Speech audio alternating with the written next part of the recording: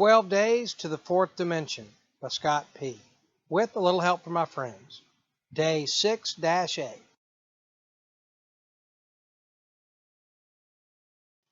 Chapter 18, Day 6-A. Set Aside Prayer. Dear God, please help me to set aside everything I think I know about myself, your other kids, and you, so I may have an open mind and a new experience. Please help me see the truth about myself, your other kids, and you. Step 6, Spiritual Principle. Willingness. Cheerfully consenting or ready. Promise number 6. That feeling of uselessness and self-pity will disappear. Daily Fourth Dimension Checklist. At the end of the day, check off what you did. 1. Do not drink. 2. Pray and meditate. 3. Talk to your sponsor. 4. Go to a meeting. 5. Do service work. 6. Read some of the big book. Day 6-A story. Today, in one of our classes, I introduced the children to 2 apples. The children didn't know this, but before class I had repeatedly dropped the apples on the floor. You couldn't tell. Both apples looked perfect.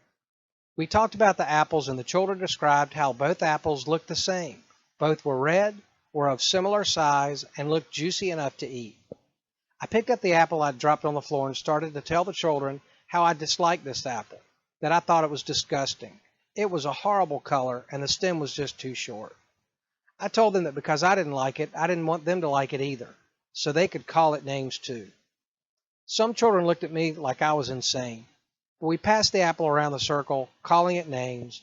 You're a smelly apple. I don't even know why you exist. You probably got worms inside you, etc. We really pulled this poor apple apart. I actually started to feel sorry for the little guy.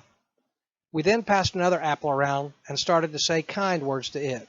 You're lovely, apple. Your skin is beautiful. What a beautiful color you are, etc.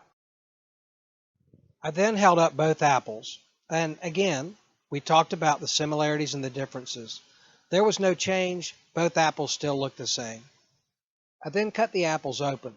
The apple we'd been kind to was clear, fresh, and juicy inside. The apple we'd said unkind words to was bruised and all mushy inside. I think there was a light bulb moment for the children immediately. They really got it.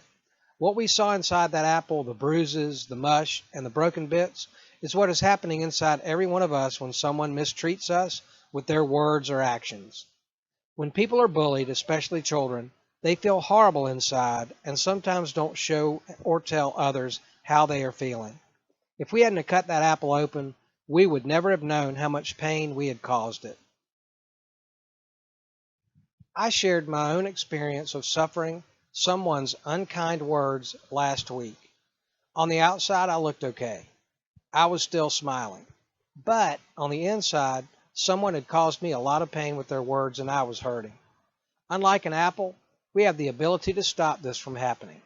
We can teach children that it's not okay to say unkind things to each other and discuss how it makes others feel. We can teach our children to stand up for each other and to stop any form of bullying, just as one little girl did today when she refused to say any unkind words to the apple. More and more hurt and damage happens inside if nobody does anything to stop the bullying. Let's create a generation of kind, caring children. The tongue has no bones, but is strong enough to break a heart. So let's be careful with words. Shared by Leighton L. Last but not least, the way to end the day. Gratitude is the energy we must generate all throughout our being. Keep it simple. To help you acquire this gratitude before resting peacefully, answer these 3 simple questions. 3 questions. Today, did I live?